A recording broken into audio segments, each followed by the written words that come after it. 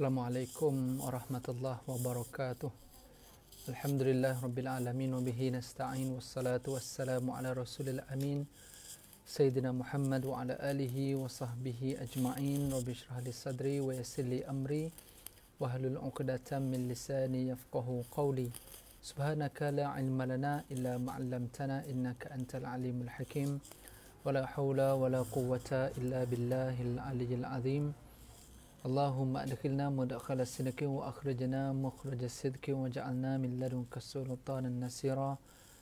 Allahumma iftah alaina futuhal arifin warzuqna fahman nabiyyin wa hifzal mursalin wa ilhamal malaikatil muqarrabin.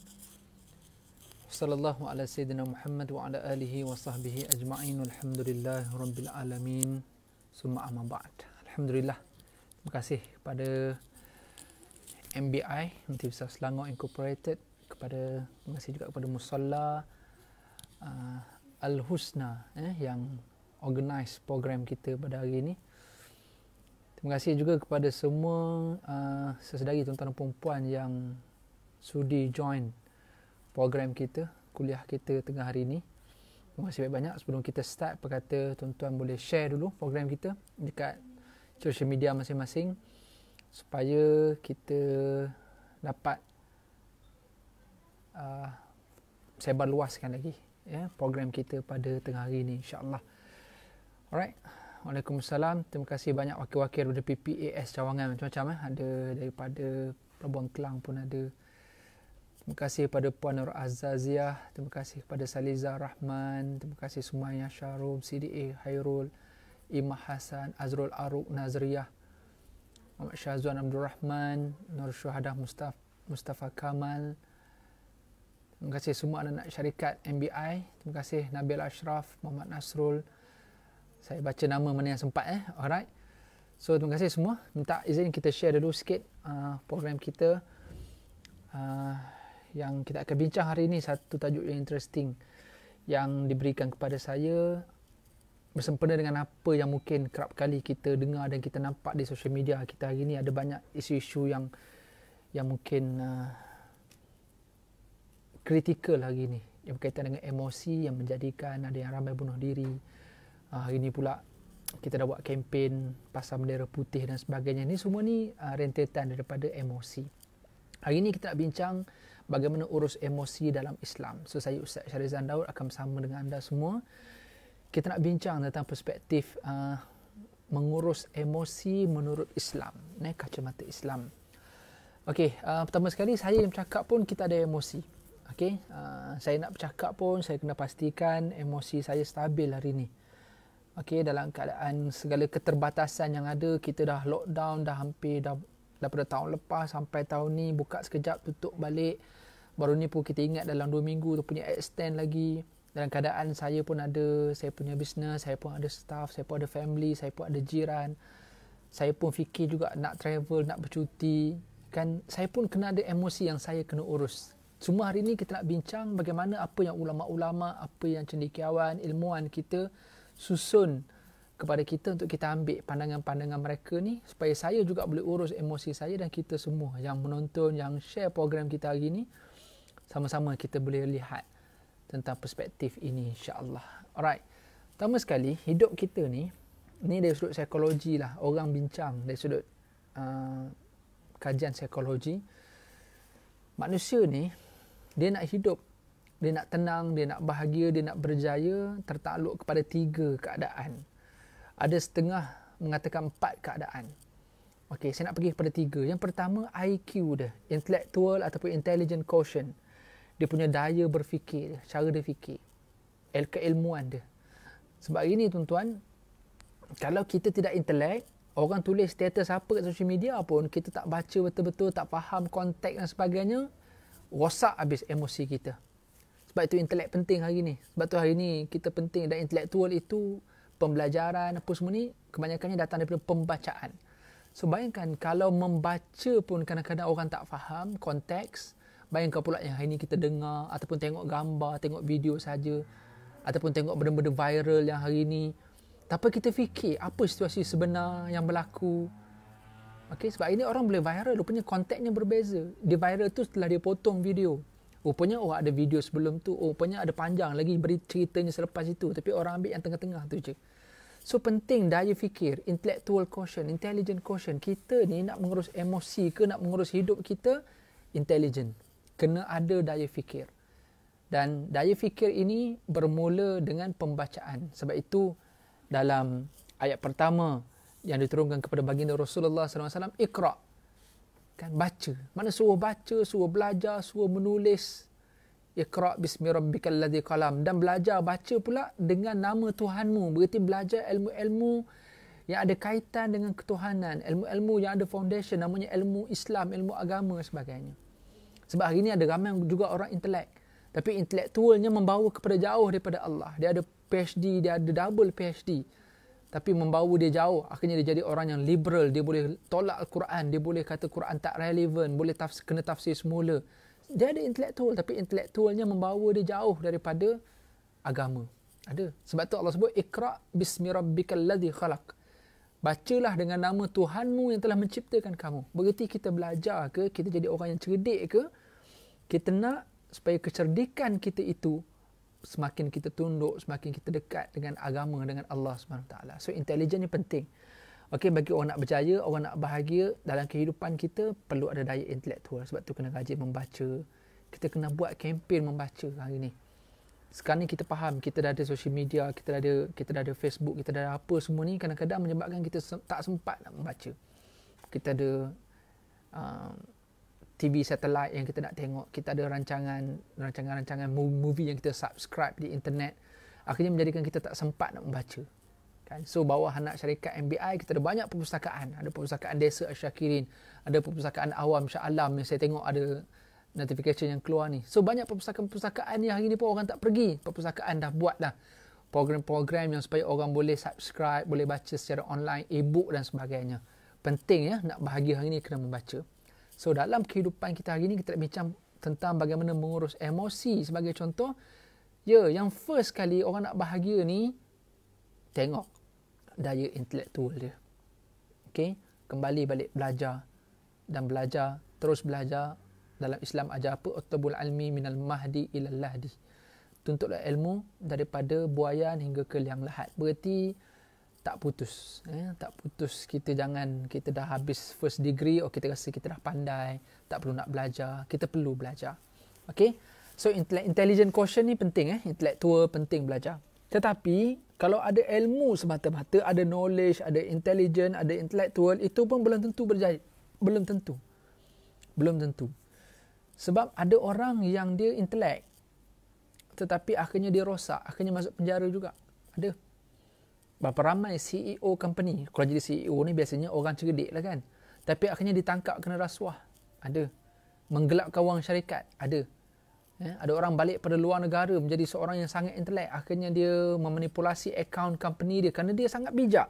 Akhirnya dia pandai tipu, dia pandai ubah apa-apa saja dokumen-dokumen dalam company. Akhirnya dia ditangkap oleh SPRM dan sebagainya. Ada. Kalau saya sedari tuan-tuan puan mungkin pernah ingat tak, pada tahun 1973.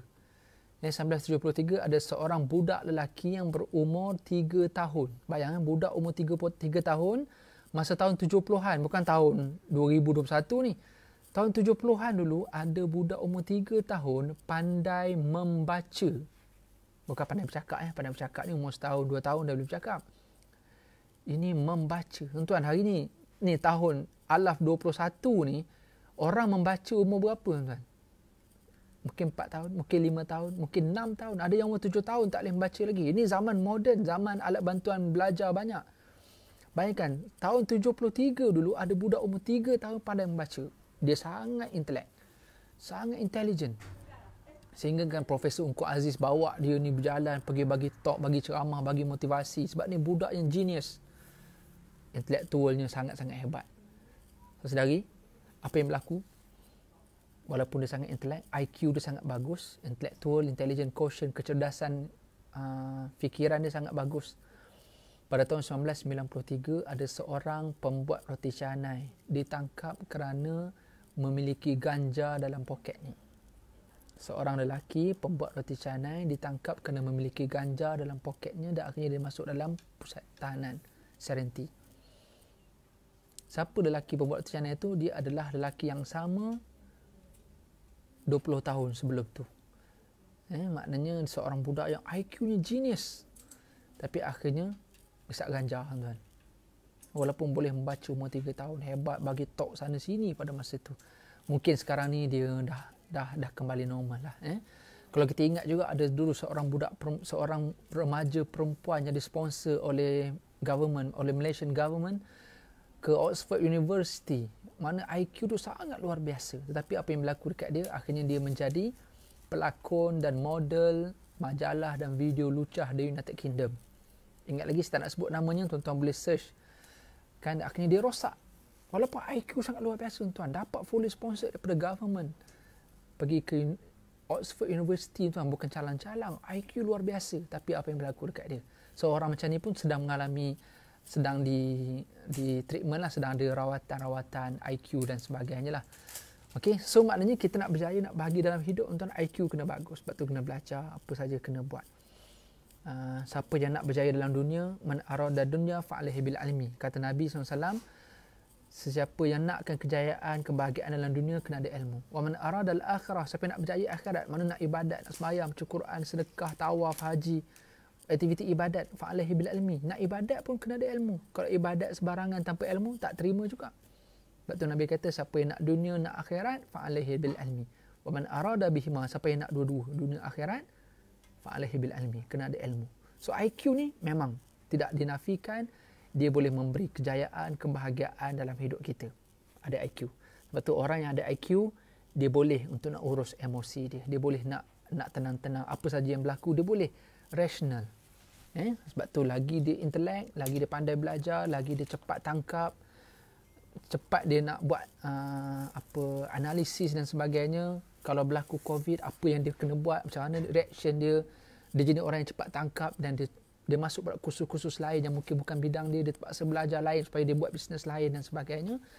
Maka ini IQ penting.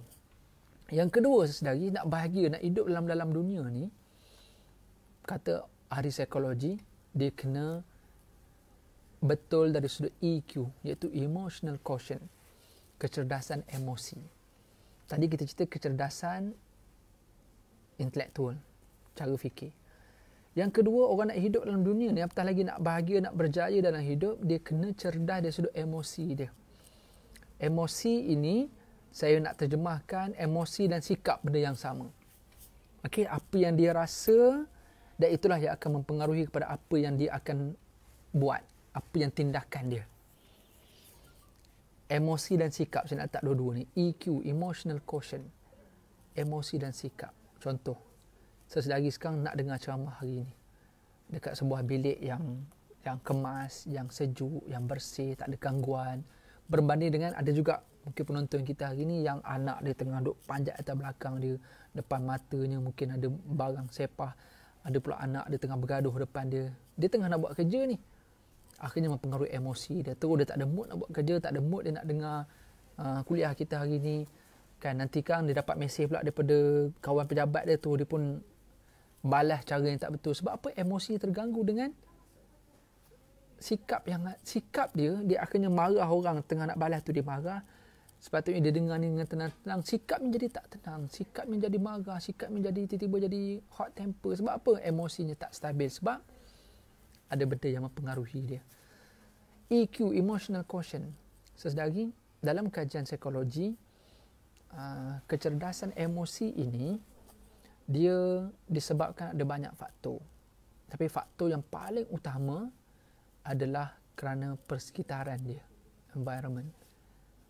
Dalam hadis Nabi kata, al-mar'u ala dini khalilih falyanzur may yukhalilhu. Seseorang itu dinilai kepada keadaan, persekitaran sekeliling dia. Sama ada agama, sama ada cara hidup sekelilingnya. Falyanzur may yukhalil. Dan tengoklah apa sekelilingnya, siapa kawan dia, apa yang sedang berlaku sekeliling dia, kata Nabi SAW dalam hadis riwayat Muslim. Mana kita ni dipengaruhi oleh faktor persekitaran kita. Sebab tu dalam hadis Nabi kata, siapa yang berkawan dengan penjual minyak wangi, Seandainya dia tak beli minyak wangi, dia akan tetap akan dapat bau wangi. Siapa yang berkawan dengan tukang besi, walaupun dia tak pegang panasnya besi tu, tapi dia masuk je kilang besi tu, dia dah rasa bahang panas besi tu. So environment banyak memberi pengaruh kepada emosi kita. Environment. So bila emosi kita stabil, tenang, duduk depan laut, cantik, laut pula dalam hati kita, duduk atas kapal mewah, tiba nampak sebelah tu ada ikan lumba-lumba lompat sebelah, kita makan fine dining atas boat tu, oh bestnya. Dalam keadaan cuaca yang panas pun tak, sejuk sangat pun tak, musim luruh kan, oh sedapnya, seronok. Emosi kita akan stabil sebab apa? Environment kita. Seselagi semayang depan Kaabah, menghadap multazam, berbanding semayang depan menghadap meja solik dekat rumah. Yang meja solik tu bersepah, ada bedak, ada kesan bedak tumpah.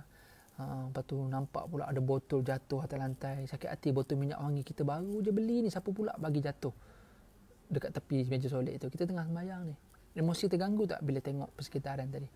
Berbanding dengan semayang betul-betul depan Kaabah. Hari ni kita tengok Kaabah tak ada orang, kita rasa cemburu.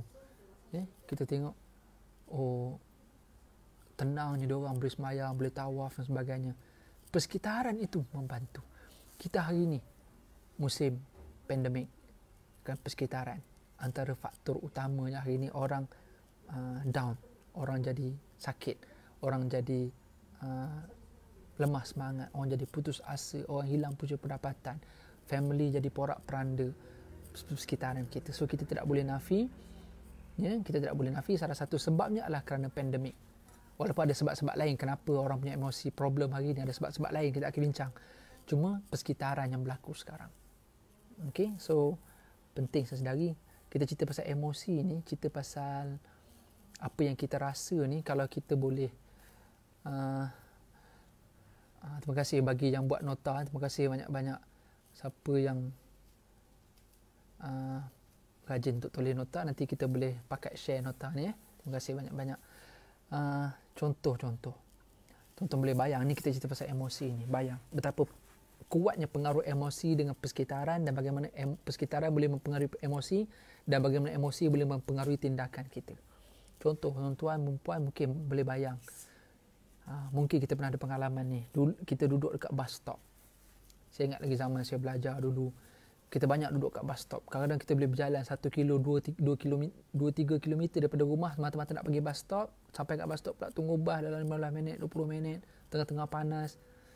Kan, dengan kereta lalu lalang, dengan exhaust kereta lagi, dengan panas lagi apa semua, kita tunggu bas tak sampai-sampai. Kita ni rushing ni, dah janji dan sebagainya, mungkin nak pergi interview ke apa ke, kita suspend.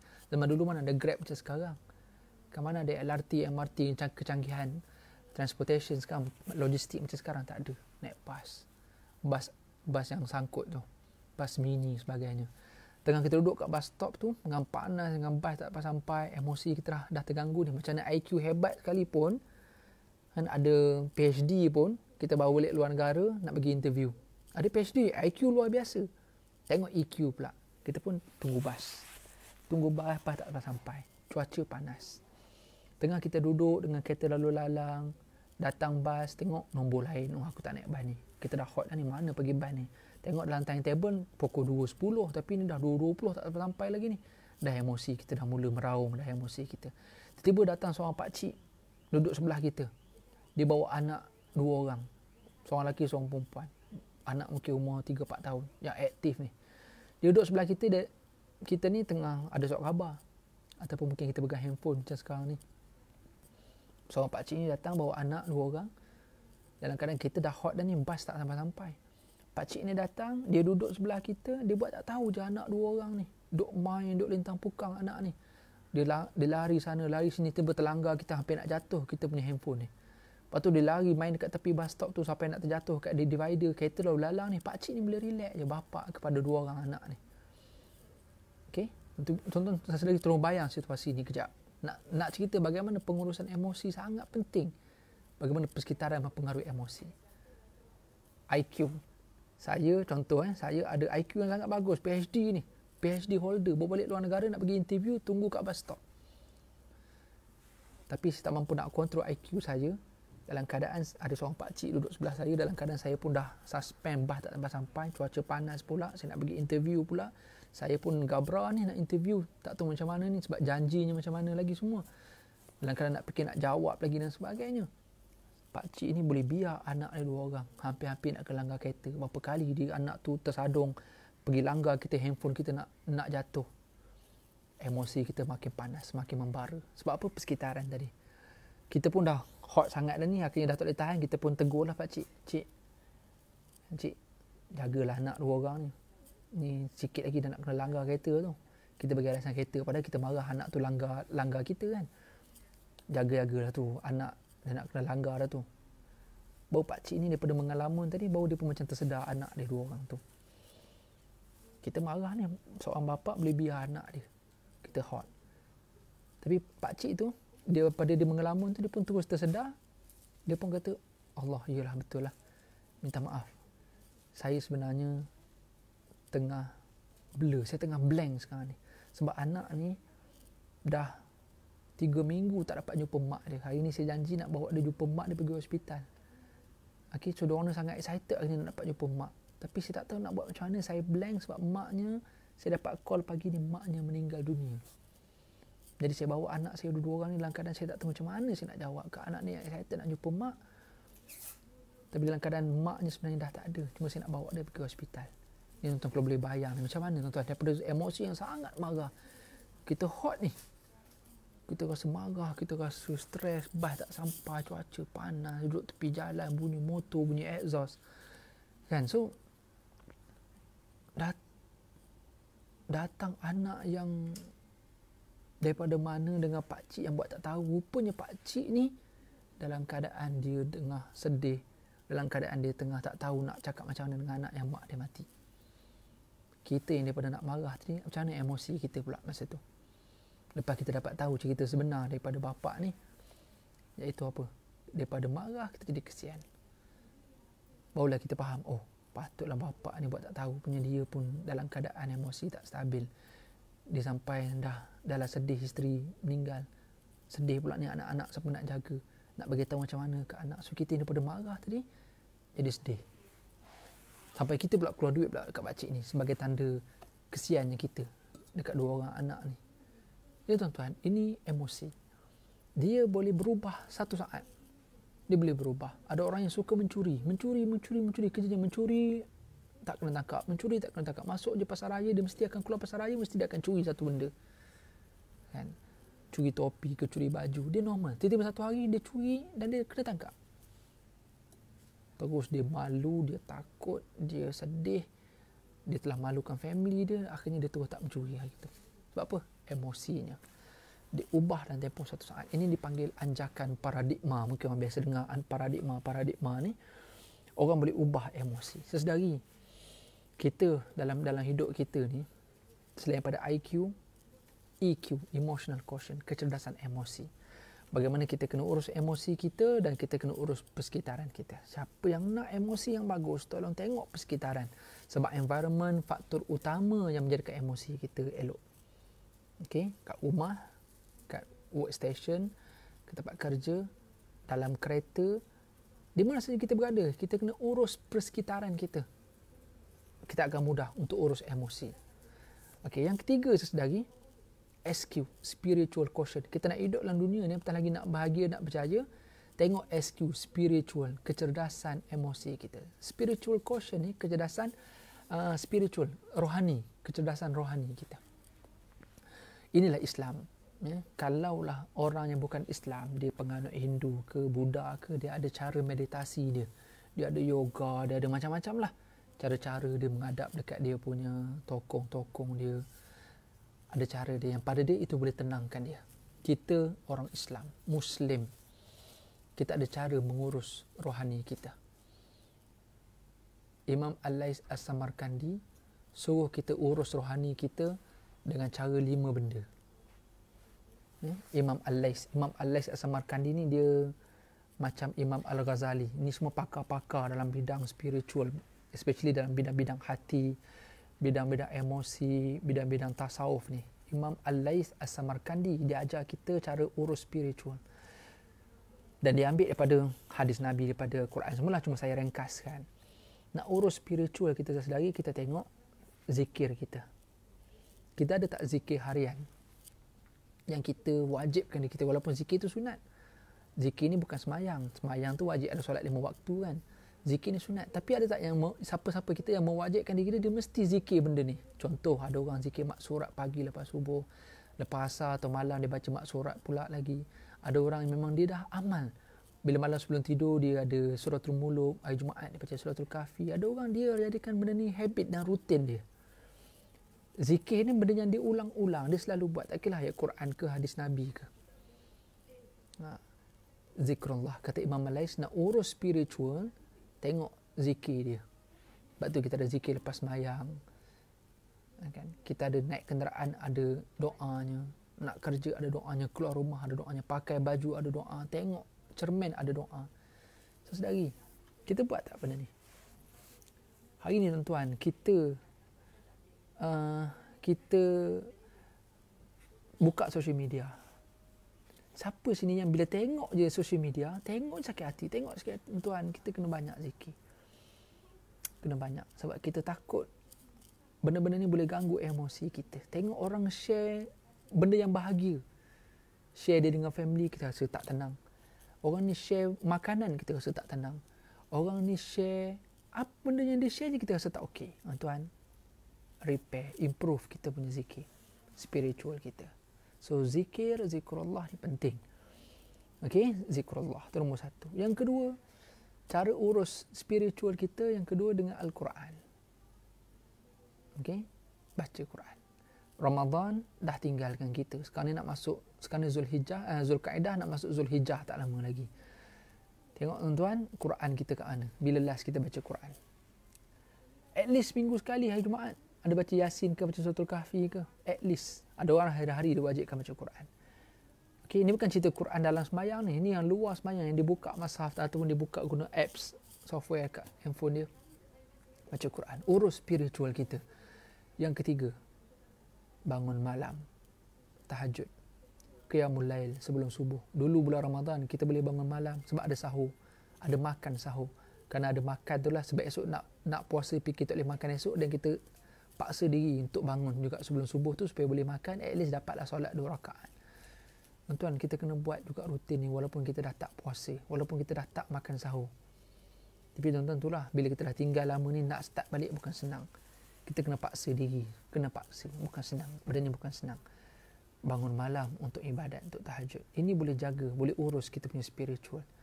Yang keempat, kena banyak majlis ilmu. Ni macam apa yang kita buat hari ni, majlis ilmu. Walaupun kita tak boleh pergi masjid, tak boleh nak masuk kelas, tak boleh nak pergi secara fizikal, kita terpaksa online. Dan kita ada YouTube, kita ada banyak macam-macam buat Google Meet lah, apa semua hari ni. Urus spiritual kita dengan cara majlis ilmu. Especially ilmu agama macam ni. Yang keempat, nak urus spiritual kita, saudari, jaga pemakanan kita. Jaga pemakanan. Jaga makan ni bukan isu diet supaya sihat, tak ada kolesterol tinggi, tak ada lemak, apa semua tuan-tuan. Bukan itu saja. Jaga makan ni sebenarnya boleh membentuk spiritual. Sama ada jaga makan daripada sumber-sumber pemakanan dia, gaji dia. Macam sekarang kita musim work from home ni, tolong saudari, kita cukup takut sumber pendapatan kita datang daripada sumber-sumber yang syubhat. Sebab kita dibayar gaji tapi kita tak bekerja dengan efisien. Sebab kita bekerja daripada rumah. Sebab tu ada orang dia boleh pukul 10 pagi dia boleh tidur lagi, relax je. Sebab dia tak perlu punch in. Tak perlu. Oh, mungkin meeting Ustaz, saya meeting pukul 9. Dia on je meeting tu tapi dia tidur. Yang penting ada namanya dalam tu. Sedang online. Tapi dia tutup kamera. Contoh tuan, ni ramai orang buat. Ni semua ni saya dapat data-data ni. Kan orang bercakap dalam meeting, dia relax, dia pasang, dia masuk kat meeting tapi dia tidur. Ada tuan-tuan. So macam mana spiritual kita nak okey kalau sumber rezeki pendapatan kita. Ni tak termasuk orang yang buat pendapatan secara haram, yang menipu, yang scam orang dan sebagainya. Okey, pendapatan kita. Yang kedua, apa yang kita makan. Mungkin pendapatan kita halal. Kerja kita betul, bagus, semua dapat gaji. Gaji tu kita pergi beli makanan. Makanan tu kita beli dekat sebarangan, kedai-kedai yang sebarangan, yang kadang-kadang sumber dagingnya, ayamnya daripada sumber yang tak halal.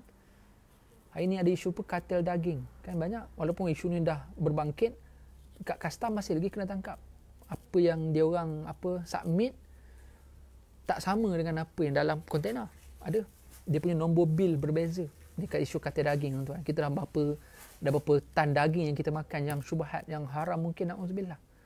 Cuba cek balik, kita pergi kedai ayam, beli ayam selama ni, tengok ada sijil halal tak yang dia tampal. Sebab dia sudut rule and regulation kedai-kedai yang jual makanan-makanan sembelihan ni, dia memang kena ada sijil dan dia tampal sijil tu. Dan selagi kena pergi ni, tengok kat tempat ambil ayam tu, tengok ada tak tampal sijil tu. Sebab faktor makanan ni juga mempengaruhi spiritual. Sebab tu kita ada bulan Ramadan yang Allah suruh stop makan. Sebab Allah sedang nak pulihkan spiritual kita melalui pemakanan. Okay, so 3 benda tuan-tuan. IQ, intellectual ataupun intelligent quotient, kecerdasan daya fikir.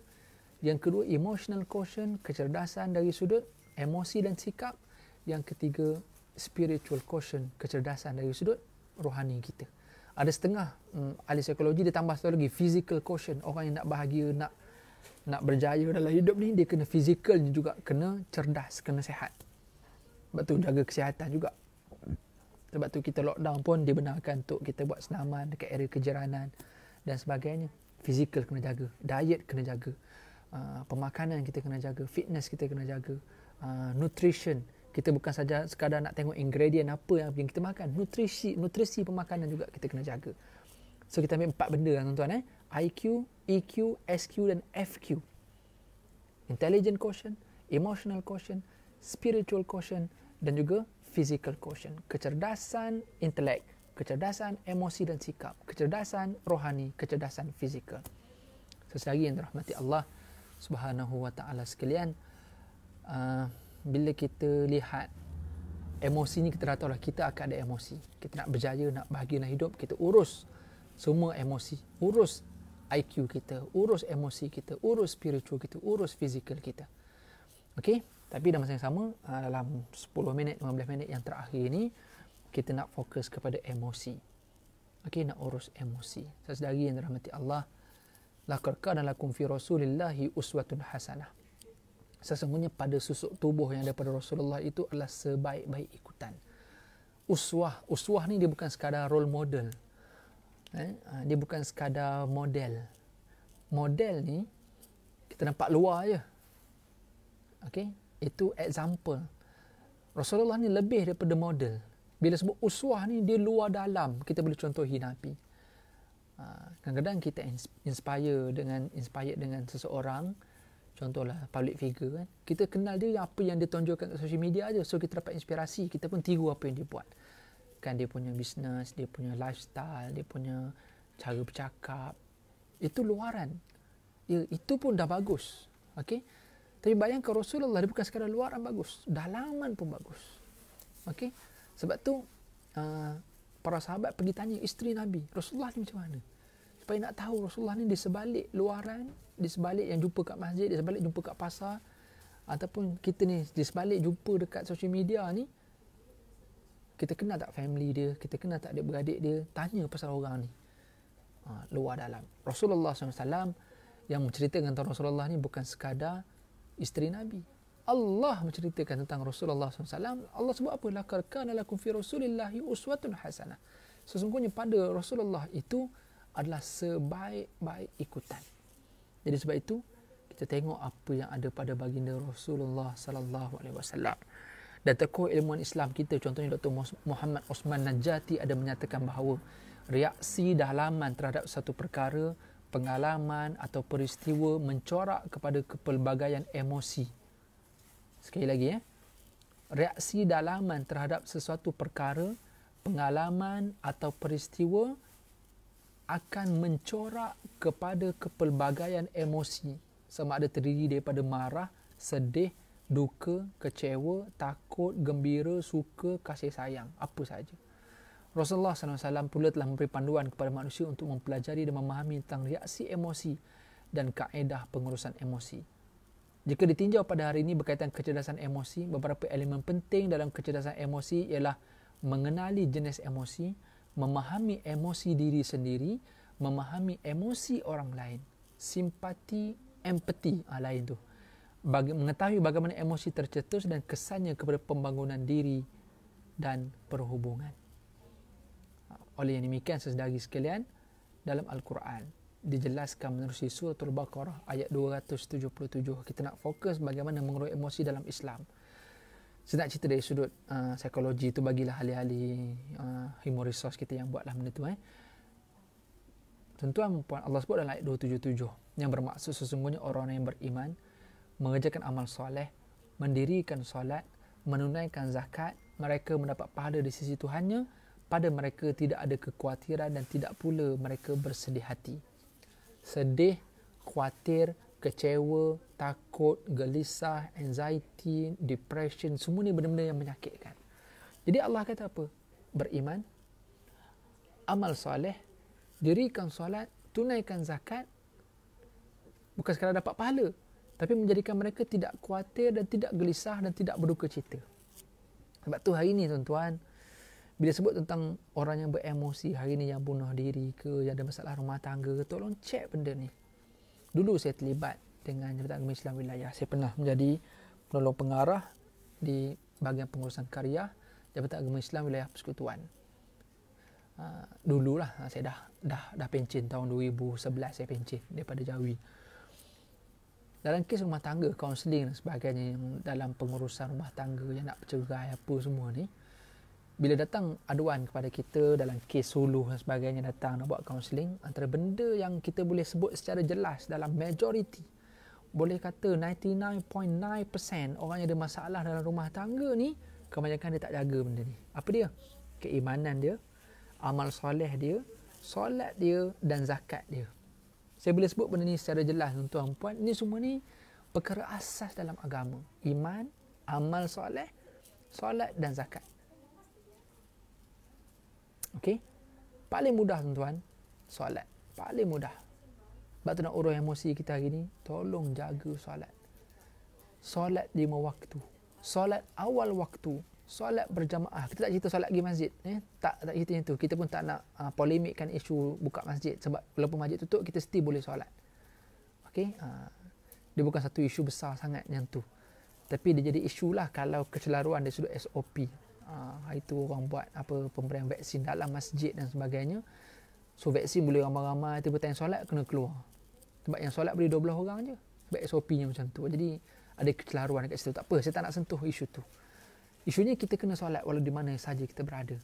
So nak urus emosi tuan-tuan dari sudut Islam, Allah sebut apa? Siapa yang buat benda ni, iman, amal, solat dan zakat,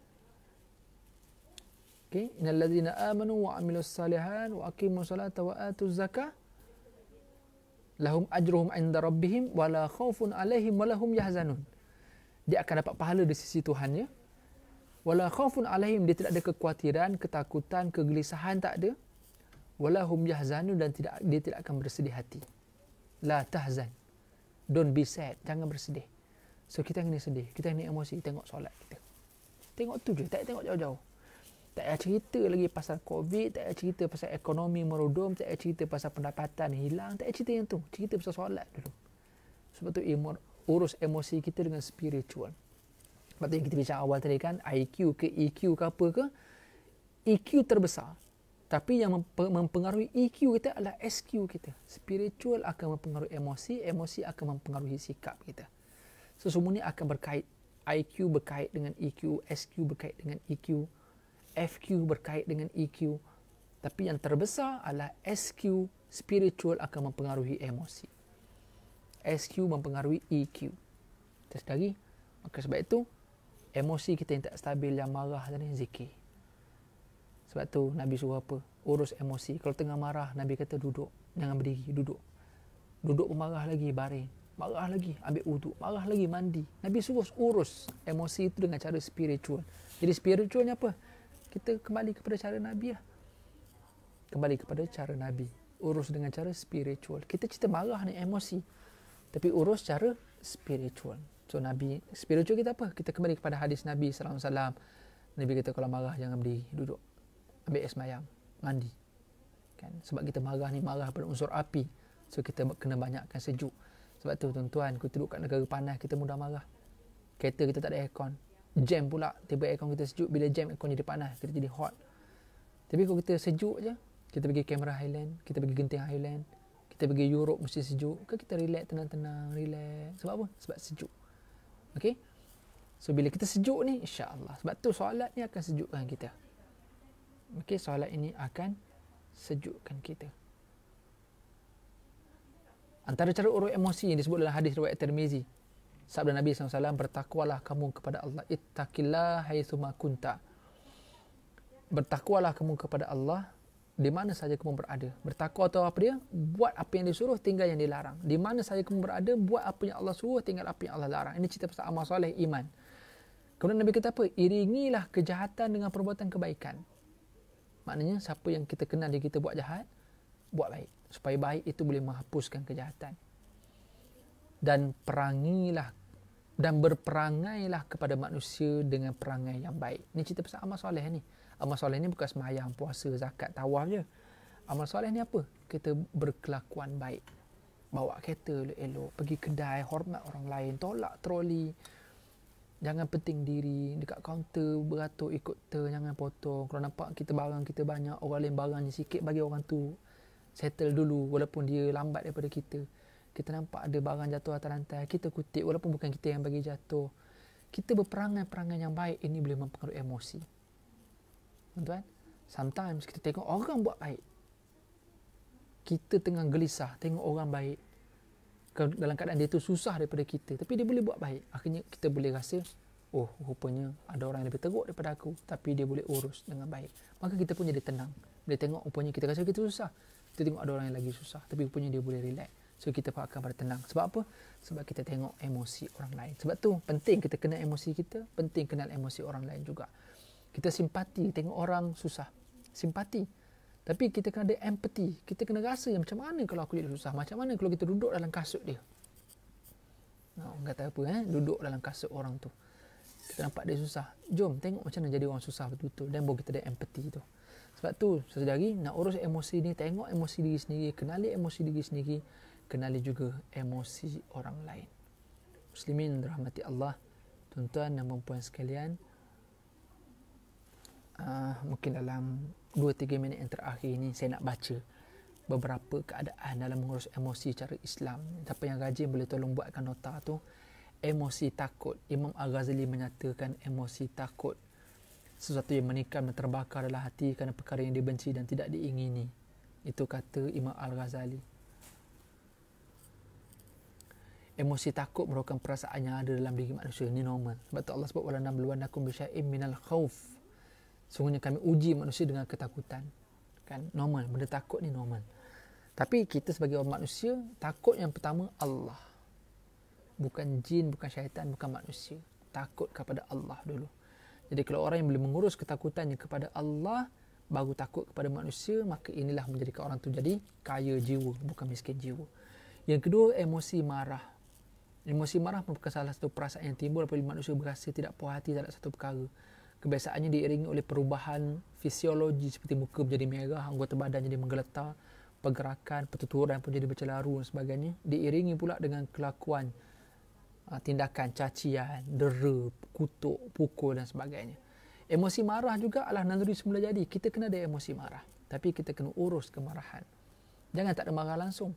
Isteri kita kena rogol, na'udzubillah min zalik, tak marah.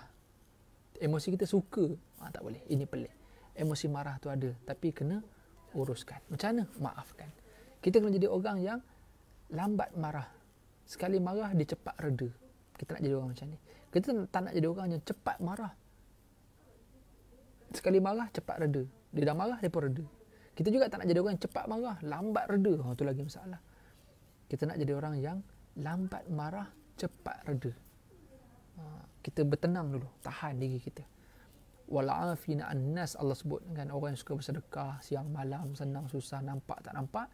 Antara sifat orang baik lagi bukan sekadar suka bersedekah, tapi dia boleh tahan kemarahan dia. Ada emosi benci. Benci ni ada kebaikan, ada keburukan dia lah. Kebaikannya bila benci melihat kemungkaran. Sebab ada orang tengok orang buat benda jahat, dia tak benci pun, dia okey, dia relax je, dia buat tak tahu je. Tapi ada orang tak, dia tengok je kemungkaran, dia benci dan dia urus kemungkaran tu. Dia selesaikan kemungkaran tu. Dia perbetulkan keadaan. Ada orang ada emosi macam tu. Tapi dalam konteks dakwah pula, emosi benci ni lah digunakan pada tempat yang betul lah. Tak bolehlah emosi benci sampai bawa kepada pergaduhan, permusuhan, fitnah orang dan sebagainya. Antara lagi emosi malu. Kita kena ada malu, tapi malu yang bertempat. Okay, sehingga kan dalam Islam ada orang yang tak malu langsung. Social media, dia boleh tayang apa saja, dia nak berjoget, dia nak apa, dia boleh buat. Ada orang dia tak ada malu. Jadi tak boleh. Kita kena urus emosi malu. Ada ketikanya kena malu, ada ketikanya kena buang rasa malu. Contoh dalam bab ilmu, tak tahu tanya. Kena urus emosi malu. Positifnya, malu itu boleh mencegah manusia daripada melampaui batas, mencegah manusia daripada menjatuhkan maruah, mencegah manusia daripada memalukan diri sendiri. Negatifnya pula kalau tak ada malu ni, kalau perasaan malu ni, kalau terlampau malu, tak bertempat, akhirnya sukar nak hidup lah, nak menghadapi perkara berhadapan dengan orang tak boleh, tak confident, cepat orang kata apa, rendah diri, sebab terlalu malu. Ada emosi sedih. Ini normal. Emosi sedih juga adalah satu sikap ataupun perkara tabiat yang ada pada manusia, sama ada kecewa, gelisah dan sebagainya. Dalam Islam diurus kepada kita, suruh banyak zikir, suruh banyak baca Quran, suruh banyak jumpa kawan-kawan yang betul dan sebagainya. Sebab itulah yang akan menyebabkan emosi sedihnya hilang. Sebab tu mungkin kita tradisi orang Melayu, kalau tengah sedih kematian, buat kenduri. Sebab nak hilangkan sedih tu. Walaupun kenduri tu macam bida'ah kita nampak. Yelah, tengah sedih tiba nak kena buat makan, orang datang rumah, kita pun sibuk, busy. Sebab sengaja disibukkan. Sebab kalau dia seorang-seorang, tak ada orang kat rumah, tak buat kenduri, tak buat ciasin, tak buat makan-makan, dia jadi sedih, akhirnya dia lagi murung. Tapi dengan sebab jiran-jiran datang, saudara mara datang rumah, 3 hari pertama, seminggu pertama, hari yang ke-40 ini, ya benda ni bida'ah, memang Nabi tak buat. Tetapi dari satu sudut positifnya ada. So jangan kata apa yang kita buat ni Nabi tak buat, benda ni terus jadi haram, tak.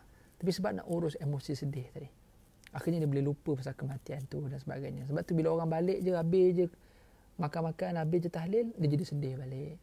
Esok tengah hari orang dah datang dah balik rumah dia sebab nak start masak apa semua, jadi hilang balik sedih. Sebab tu kena ada kawan yang betul, kena urus emosi sedih tu. Sesekali tuan-tuan yang rahmati Allah sekalian, okey, itulah mungkin apa yang saya nak sampaikan hari ini tentang bagaimana mengurus emosi.